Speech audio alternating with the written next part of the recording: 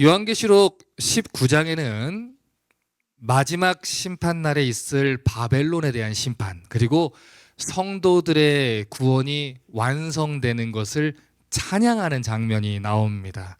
그래서 여러분이 19장에서 주목해서 봐야 되는 내용이 성경에 4번의 할렐루야를 통해서 하나님의 심판을 찬양하고 또 하나님의 구원을 찬송하고 있다는 거예요. 여러분, 우리가 교회를 출석을 좀 하다 보면요, 할렐루야라는 말을 참 많이 합니다. 이 할렐루야는 히브리어 단어예요. 할랄이라는 것, 할랄이 푸드가 아니고 할랄은 찬양하다라는 뜻이고, 유라는 뜻입니다. 루가.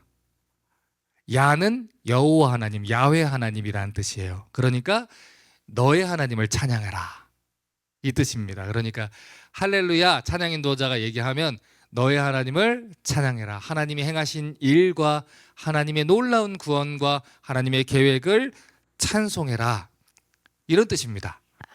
자, 그런데 주목해서 봐야 되는 것은 신약 성경 통틀어서 할렐루야가 몇 번 나올까요? 4번 나옵니다. 우리 권사님 없으면 어쩔 뻔했어요, 그죠?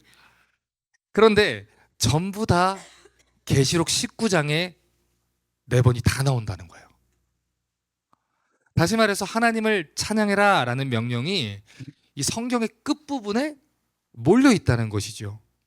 자, 그러면 오늘 어떤 이유로 성경이 할렐루야라고 하면서 우리에게 하나님을 찬양해라 이렇게 얘기를 하고 있는지 19장 1절을 봅니다. 2일 후에 내가 들으니 하늘에 허다한 무리의 큰 음성이 같은 것이 있어 이르되 할렐루야, 구원과 영광과 능력이 누구에게 있도다? 우리 하나님께 있도다. 자, 첫 번째 할렐루야가 나왔는데 뭐라고 하나님을 찬양합니까? 구원과 영광과 능력이 우리 하나님께 있다는 거예요. 계시록 19장 2절과 3절도 봅니다. 그의 심판은 참되고 의로운지라 음행으로 땅을 더럽게 한 큰 음녀를 심판하사 자기 종들의 피를 음녀의 손에 갚으셨도다 하고, 두 번째로 할렐루야 하니 연기가 세세토록 올라가더라. 두 번째 할렐루야가 나옵니다. 그 공의로우신 하나님의 심판, 마귀와 바벨론과 그 음녀의 세력을 심판하시는 하나님을 찬양하라 하는 것이지요. 자, 19장 4절과 5절을 보면 세 번째 할렐루야 나옵니다. 또 24장로와 네 생물이 엎드려 보좌에 앉으신 하나님께 경배하여 이르되 아멘 할렐루야 하니 보좌에서 음성이 나서 이르되 하나님의 종들 그를 경외하는 너희들아, 작은 자나 큰 자나 다 우리 하나님께 찬송하라 하더라. 자, 세 번째 할렐루야는 24장로와 네 생물이 보좌에 앉으신 하나님을 찬송을 합니다. 그런데 그냥 할렐루야가 아니에요. 이번에는 뭐가 하나 더 붙었어요. 아멘 할렐루야라는 것이죠. 이 아멘이라는 단어는 고대 아람어입니다. 이 히브리인들이 그대로 사용하던 아람어인데, 이 뜻을 정확하게 말하면 진짜 정말 내가 그렇게 되기를 원합니다, 이런 뜻이에요. 내가 그거에 동의합니다. 정말 그렇게 됐으면 좋겠습니다, 이런 뜻이지요. 그러니까 할렐루야 했을 때 아멘 하면 여호와를 찬양하십시오, 아멘, 저는 하나님 찬양하기를 원합니다, 이런 뜻이에요. 얼쑤 뭐 이런 뜻이 아니라는 거죠. 이 선포된 하나님 말씀에 동의한 사람의 믿음의 표현을 담아서 하나님 제가 믿어요, 저 그리고 믿을 뿐만 아니라 정말 그렇게 되기를 간절하게 소원합니다, 이겁니다.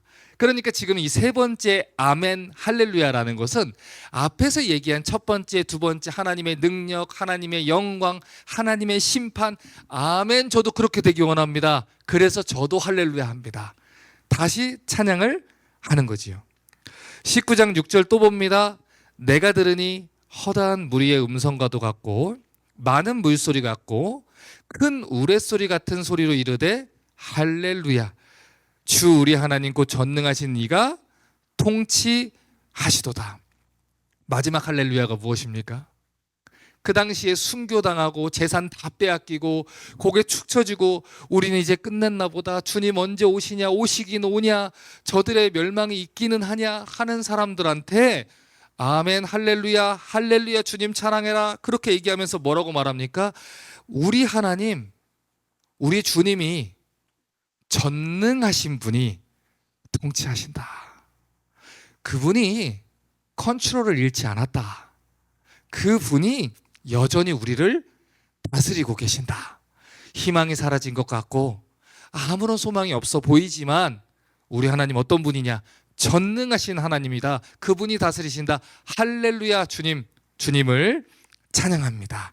이렇게 찬양을 한다는 거예요. 자, 그래서 이 부분에서 이제 성경이 음녀 바벨론이 받을 심판과 대조적으로 이제 성도들에게 아주 희망에 찬 메시지를 전합니다. 그게 뭘까요? 어린 양의 혼인잔치에 대한 메시지를 우리에게 주는 거예요. 그래서 우리 교회를 오래 다니시는 분들은 그런 찬양 불러봤잖아요. 할렐루야, 어린 양이 통치하신다. 이런 찬양 하지 않습니까? 어린 양이 혼인잔치에 들어간다. 신랑이 준비하고 기다리고 계신다. 신부가 준비되었다. 그러므로 그를 찬양한다. 이런 모든 내용이 다 이 계시록 19장에서 나오는 거예요. 그래서 이 계시록 19장 7절과 8절에 이렇게 말합니다. 우리가 즐거워하고 크게 기뻐하며 그에게 영광을 돌리세. 축 처져 있지 마라. 절망스럽게 있지 마라. 즐거워해라. 기뻐해라. 감사해라. 이유가 무엇입니까? 어린 양의 혼인 기약이 이르렀고 그의 아내가 자신을 준비했으므로 그에게 빛나고 깨끗한 세마포 옷을 입도록 허락했으니 이 세마포 옷은 성도들의 옳은 행실이로다. 여러분, 성경은요, 하나님과 구원받은 우리 크리스찬들의 관계를 보통 은유법으로 신랑과 신부의 관계로 자주 묘사를 합니다. 특별히 이 신약 성경을 보면 예수님은 신랑의 모습으로 등장을 하고요. 교회, 우리 구원받은 성도들은 예수님의 정결한 신부로 자주 묘사가 되고 있어요. 그래서 성경은 이 마지막 날에 영광스러운 결혼식이 시행될 것이다. 이렇게 얘기를 하고요. 그 결혼식 이름이 어린 양의 결혼식 또는 어린 양의 혼인잔치라고 부르는 거예요. 여러분, 지금 이 시대에 결혼식을 하면 신부들이 뭘 입습니까? 웨딩드레스를 입지요. 그런 것처럼 그 당시에도요, 이 고대 근동의 사람들은 결혼식을 할 때 특별한 예복을 입었어요. 그 예복, 그 당시 사용했던 웨딩드레스가 빛나고 깨끗한 세마포로 만든 옷이라는 겁니다. 이 세마포라는 것은 아마라고 불리는 식물이 있습니다. 그 식물의 줄기로 만든 천인데 굉장히 고급스러운 옷을 이야기를 해요. 자, 그런데 오늘 이 세마포 옷을 교회가, 구원받은 성도가, 예수님의 신부가 입게 된다라고 얘기를 했는데 이것은 상징적인 표현입니다. 단순히 옷을 입히는 게 아니에요. 교회가 신랑을 맞이할 준비가 됐다. 이 얘기를 합니다. 그런데 오늘 성경이 무엇이라 표현합니까? 이 세마포 옷은 무엇이다? 성도들의 옳은 행실이다 라는 거예요. 여기서 말하는 옳은 행실은 여러분, 행위 구원을 얘기를 하는 게 아니에요. 예수 그리스도를 우리가 믿음으로 말미암아 얻는 구원, 즉 우리가 믿음이라는 행위로 받는 칭의, 그리고 믿었기 때문에 성화의 길을 걸어가는 모든 순간들을 통해서 우리가 주 예수 그리스도 앞에 옳은 행실의 옷을 입고 준비가 된다는 것이죠. 자, 그런데 여기서 이런 질문이 또 나올 수 있어요. 우리가 보통 예수님을 믿는 순간에 우리는 이미 예수님의 신부로서 남편과 아내의 관계로 들어온 거 아니냐, 이런 생각을 하지 않습니까? 아니, 그런데 이미 부부인데 그런데 뭐 또 결혼을 또 합니까? 이미 우리가 예수님을 영접하면 주님의 신부가 되었다라고 얘기를 하는데 왜 결혼식을 또 해야 됩니까? 왜 혼인잔치가 또 있어야 됩니까? 이런 질문을 할 수가 있다는 거예요. 여러분, 제가 처음에 미국에 왔을 때요, 청년 사역을 하는데 결혼식에서 저보고 이제 기도 파트를 맡긴 거예요. 기도에 대해서. 그런데 한국식 결혼 세레모니하고 미국식 결혼 세레모니가 다르잖아요. 그러니까 저는 미국에서 결혼식을 한 번도 가본 적이 없고 미국에서 장례식을 가본 적도 없으니까 제가 굉장히 긴장했던 그런 경험이 또 있어요. 그러니까 우리가 그 당시 이스라엘 백성들의 결혼 풍습을 모르기 때문에 이런 질문을 할 수 있는 겁니다. 그래서 이 시간은 뭐가 필요하겠어요? 2000년에 갭을 놓을 수 있도록 그 당시 결혼 문화를 제가 설명을 좀 드려야 되겠지요. 이 유대인들은요, 이 결혼 절차가 굉장히 복잡해요. 보통 유대인들이 결혼을 하면은 13살부터 18살 사이에 결혼을 합니다. 굉장히 빨리 하죠.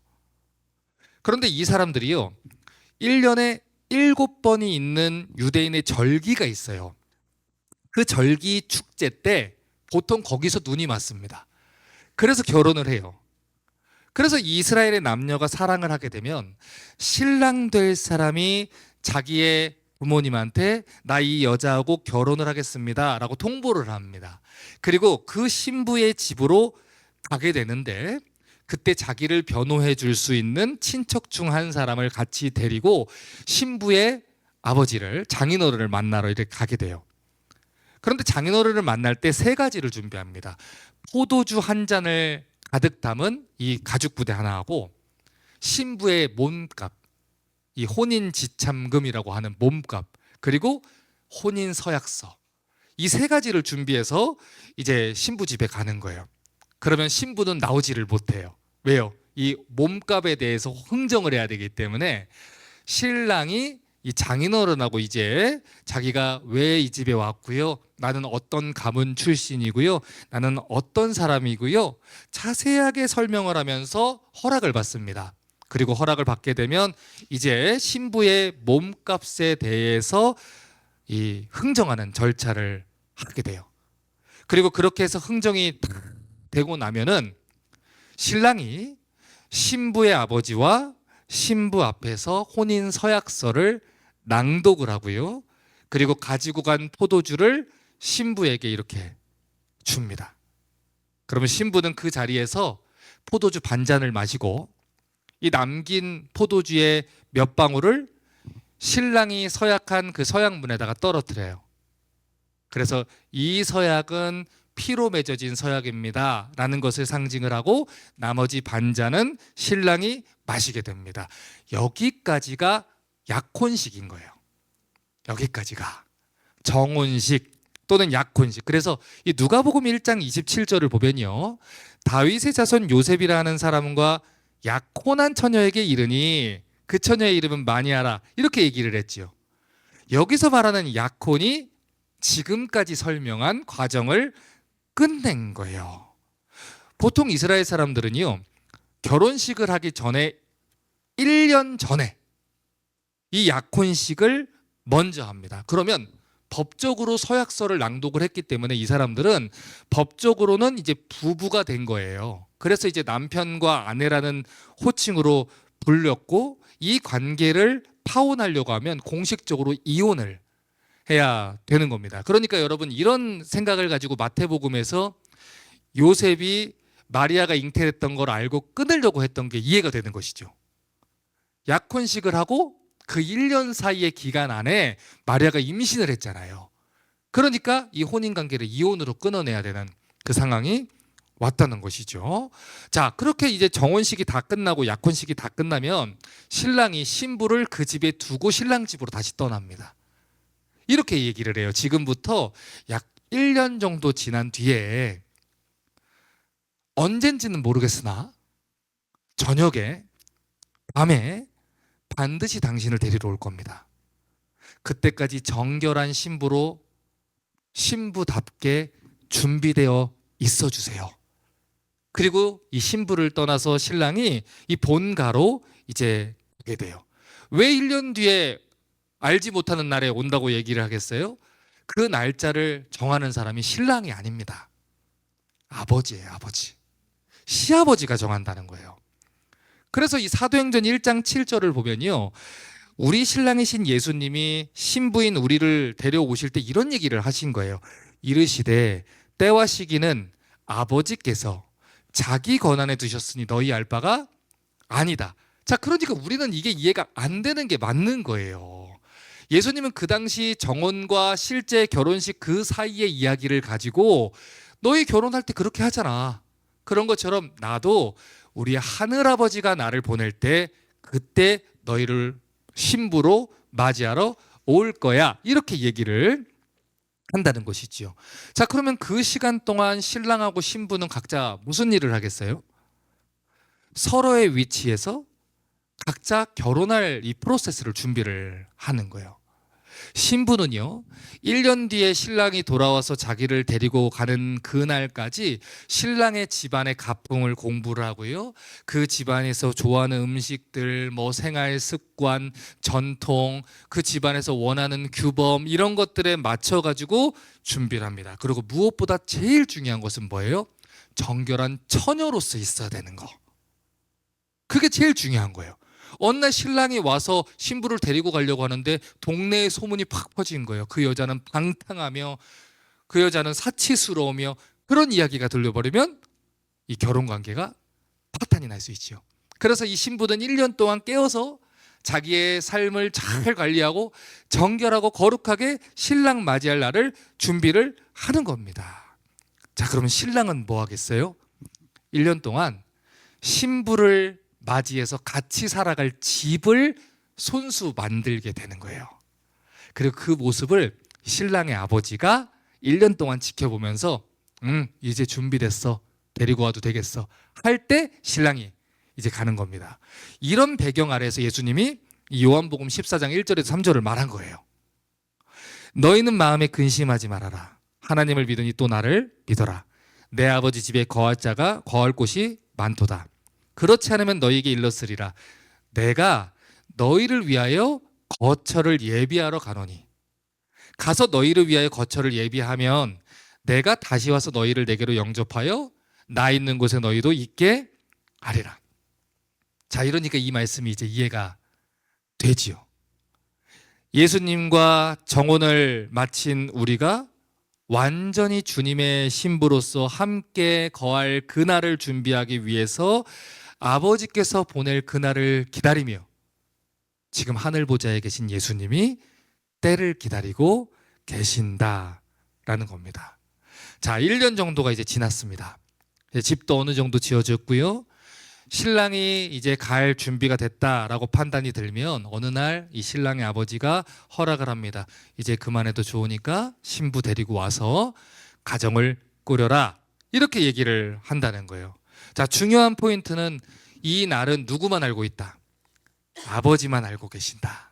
하늘 아버지만 알고 계신다. 아버지께 달려있다. 자, 그런데 그 소리가 이제 듣고 나면 이 신랑이요, 친구들을 다 데리고 신부의 동네로 가게 됩니다. 그런데 바로 신부의 집으로 직행하지 않아요. 신부의 동네 근처에 가가지고요, 기다립니다.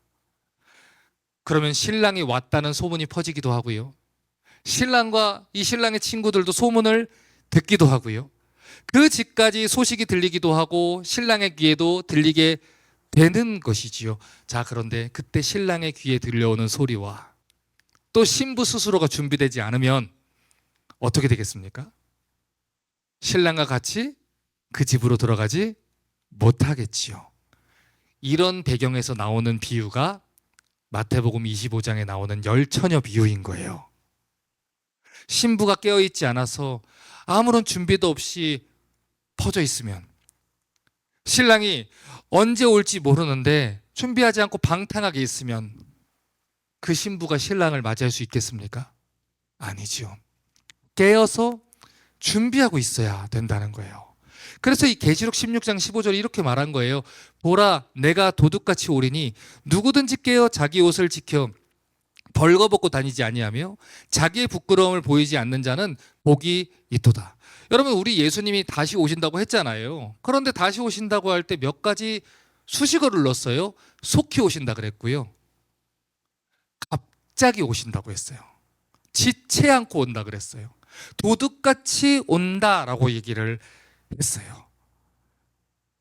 그러면 주님 오실 때 내일 오실지 모레 오실지 모르는데 내가 깨어있지 못하고 죄 가운데 빠져서 흥청망청 살고 있다면, 그러면 우리의 신랑이신 우리의 주님이 정결한 신부를 보지 못한다면 우리가 예수님을 만날 수 있겠습니까?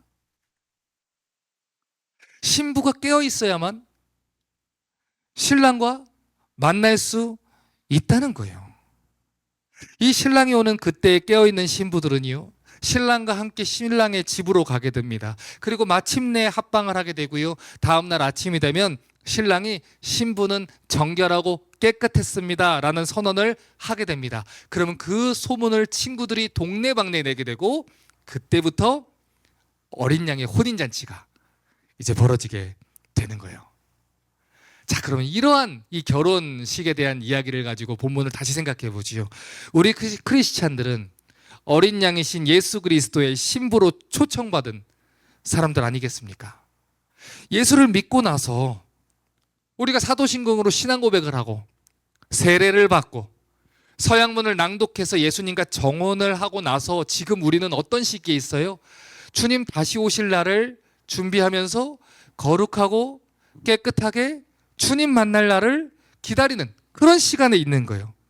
칭의를 거쳤고요, 성화의 과정을 거치면서 옳은 행실로서 단장해야 되는 그 준비되는 과정에 있는 사람들이라고요. 지금 이 자리에 있는 우리도 그렇고요, 초대교회에 있는 성도들도 마찬가지였다는 거예요. 그때는 안 그랬겠습니까? 그때도 어리석은 처녀 5명이 있었던 것처럼 주변의 사람들을 보면서 얘들도 기름이 없잖아, 얘들도 방탕하게 살잖아, 아니 그러면 얘들은 다 가짜겠어? 이 많은 사람들이 다 가짜겠어? 이 많은 사람들이 거기 못 들어가겠어? 이런 생각들이 있었다는 거예요. 현실이 힘들면 더 힘들수록, 현실이 어려우면 더 어려울수록 타협하고 신앙을 저버리고 나도 세상 사람들처럼 그냥 편하게 살고 싶은 그런 사람들이 너무도 많았을 거라는 거예요. 주변에 방탕하게 사는 사람들을 보면서 그래도 아직은 시간이 있지 않을까? 조금 더 마음대로 살다가 예수님을 만나서 결혼할 수 있지 않을까? 이런 생각을 가진 사람들도 있었을 겁니다. 하지만 우리 주님이 뭐라고 하십니까? 속히 오신다는 거예요. 밤중에 도적같이 오신다는 거예요. 그리고 분명하게 약속합니다. 신랑이 올 때에 거룩하게 준비되지 않은 자들은 버림을 받게 될 것이다. 지난주에 제가 새가족 공부를 하는데 이제 우리 성도님이 그러는 거예요. 교회를 10년을 다녔는데 우리 목사님은 참 무서운 말을 많이 하시는 것 같아요. 여러분, 제가 많이 하는 것 같습니까? 성경이 많이 하는 것 같습니까?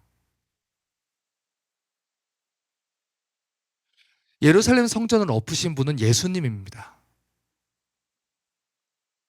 독사의 자식들아 라고 하며 바리새인들에게 천국문에 들어가지 못한다고 한 분도 예수님입니다. 그날에 내가 너희를 알지 못하니 많은 사람이 나보고 주여 주여 하겠지만 너희 못 들어간다 하실 분도 예수님입니다. 성경은 우리에게 얘기합니다. 깨어 있으라는 거예요. 우리 신랑이신 예수님이 오게 되면 그분이 우리를 위해서 예비된 처소로 인도하신 뒤에 영광스러운 혼인잔치에 참여하게 하실 것이니 정결한 처녀로서 예수님을 맞을 준비를 하라는 것이지요.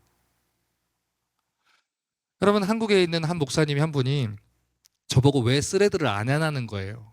열받아서 못하겠습니다 그랬어요.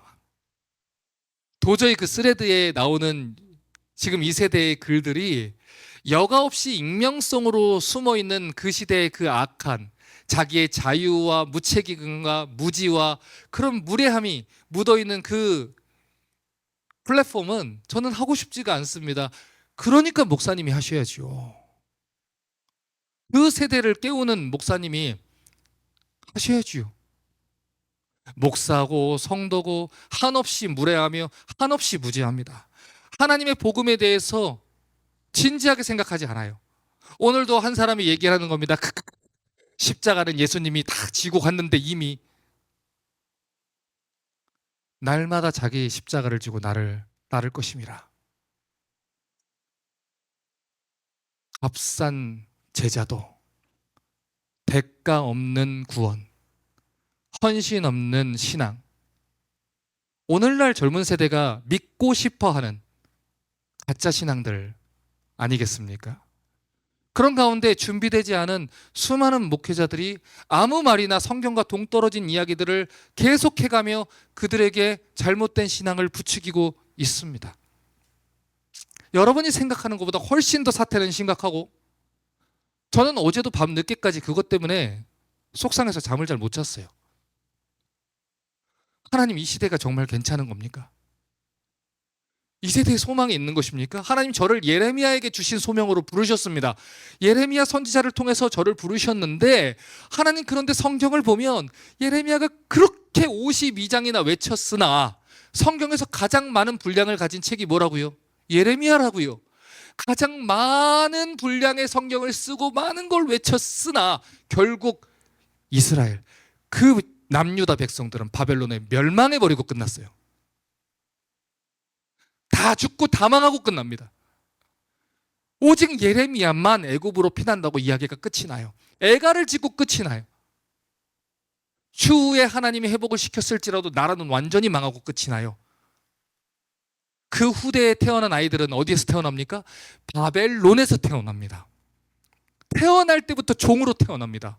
태어날 때부터 하나님을 찬양하고 예배하고 교회가 존재하고 하나님 말씀을 들을 수 있는 환경에서 태어나는 게 아니고, 목숨을 걸지 않으면 기도조차 할 수 없는 다니엘과 같은 그런 시대 속에서 태어난다는 거예요. 그러나 지금 이 세대는 무지합니다. 성경에 무지하지요.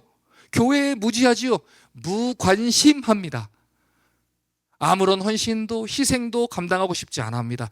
단지 내가 오늘 즐겁고 내 자유를 누리면 그만입니다. 제가 오늘날 그런 얘기를 하지 않습니까? 오늘날 세상 사람들, 아니 젊은 크리스천들이 가정이 우상이 되었다, 자녀가 우상이 되었다, 곰곰이 생각해 보니까 그게 아닙니다.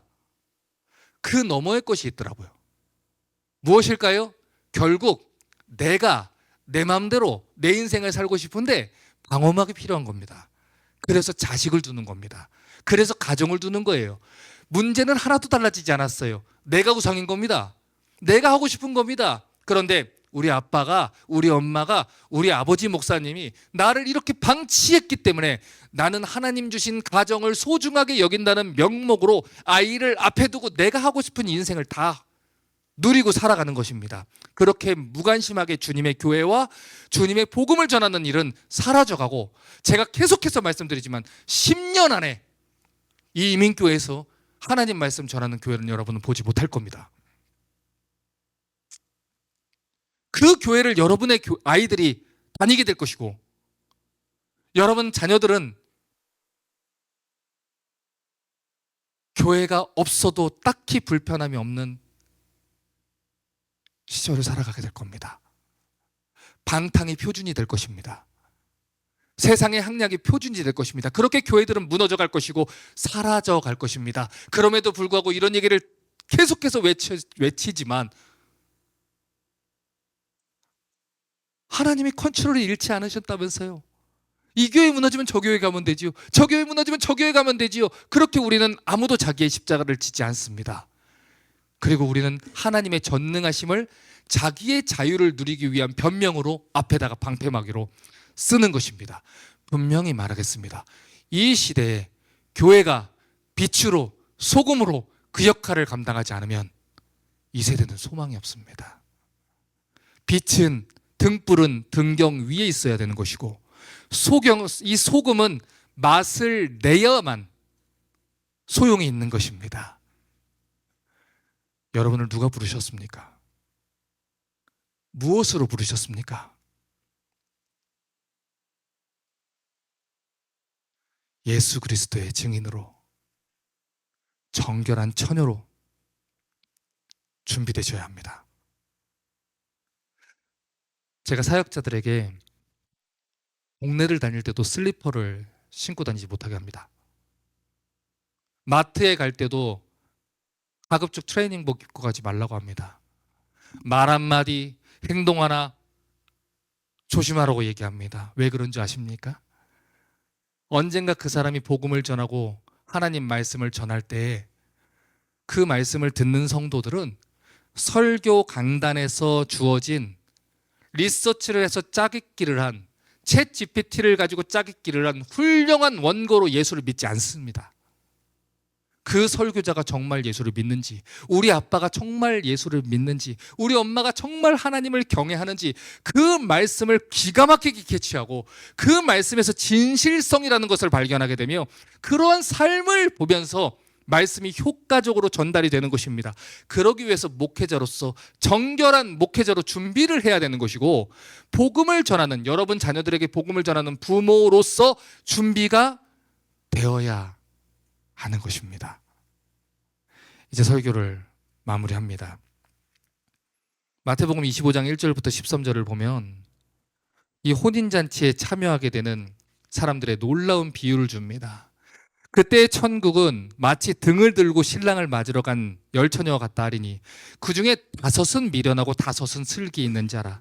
미련한 자들은 등을 가지되 기름을 가지지 아니하고 슬기 있는 자들은 그릇에 기름을 담아 등과 같이 가져갔더니 신랑이 더디 오므로 다 졸며 잘세. 밤중에 소리가 나되 보라 신랑이로다 맞으러 나오라 하매 이에 그 처녀들이 다 일어나 등을 준비할세. 미련한 자들이 슬기 있는 자들에게 이르되 우리 등불이 꺼져가니 너희 기름을 좀 나눠달라 하거늘 슬기 있는 자들이 대답하여 이르되 우리와 너희 쓰기에 다 부족할까 하더니 차라리 파는 자들에게 가서 너희 쓸 것을 사라. 그들이 사러 간 사이에 신랑이 오므로 준비하였던 자들은 함께 혼인잔치에 들어가고 문은 닫힌지라. 그 후에 남은 처녀들이 와서 이르되 주여 주여 우리에게 열어주소서. 대답하여 이르되 진실로 너희에게 이르노니 내가 너희를 알지 못하노라 하였느니라. 그런즉 깨어있으라. 너희는 그날과 그때를 알지 못하느니라. 지금 깨어서 준비하지 않았던 신부들이 어떻게 됩니까? 그들 모두 혼인잔치에 들어가지 못합니다. 문이 닫혔다라고 합니다. 10명 중에 5입니다. 신랑의 이야기를 새겨듣지 않았던 사람들, 깨어있지 않았던 사람들, 정결하게 깨어서 신랑을 맞이할 준비가 되지 않았던 신부들이 나중에야 후회하고 문을 두드렸습니다. 조금 더 시간이 있을 줄 알고. 주여 주여 우리에게 열어주소서. 그런데 그날의 예수님은 냉정합니다. 무섭도록 냉정합니다. 내가 너희를 알지 못하노라. 주님 저 교회 10년 다녔습니다. 모른다. 주님 저 찬양팀 인도했습니다. 모른다. 저 집사입니다. 모른다. 저 신학교 나왔는데요. 너 모른다. 문은 닫혔다. 어쩌면 이 설교를 듣는 분들 중에서는 자신이 이렇게 문 밖에 서 있을 것을 상상조차 못하는 분들이 있을 수 있습니다. 아직 괜찮지 않을까? 내 주변에 이렇게 자기 마음대로 하는 사람들이 이렇게 많이 있는데 아니 설마 이 많은 사람들이 다 천국에 들어가지 못하겠어?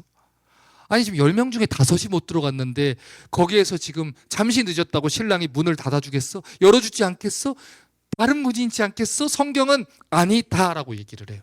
우리 주님 다시 오시는 그날에 깨어있지 않는 자들, 정결한 신부로 준비하지 않는 자들은 천국문 닫히고 잔치에 들어가지 못한다라고 얘기를 합니다.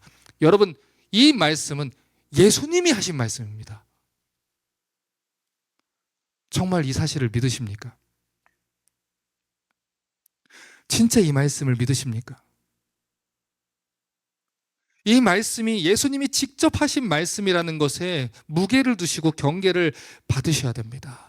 주님이 다시 오시는 그날에 신랑이 저 동네 입구에 서 있는 그날에 추악한 재해 현장 속에서 나의 모든 더러운 모습들이 낱낱이 다 밝혀진다면 그만큼 무서운 일이 어디 있겠습니까? 내 직장에, 내 집에, 내 가정에 내가 하고 있는 모든 말과 행동과 내 장부와 재산과 뱅크 어카운트와 내가 썼던 크레딧 카드 내역과 내 유튜브 내역들, 모든 인생의 내역들 주님 앞에 보여준다면 여러분은 준비가 되셨다고 이야기할 수 있겠습니까? 여러분이 있는 그 자리를 거룩하게 하십시오. 정결하게 하십시오. 그래서 언제 어디서든지 주님 만날 준비를 하시기 바랍니다. 하나님을 경외하지 않고 예수님을 사랑하지 않는 사람들의 말에 휘둘리지 마십시오. 우리가 들어야 되는 것은 성경 말씀이고, 그날에 우리의 운명을 책임져 줄 것은 오직 이 약속의 말씀밖에 없습니다.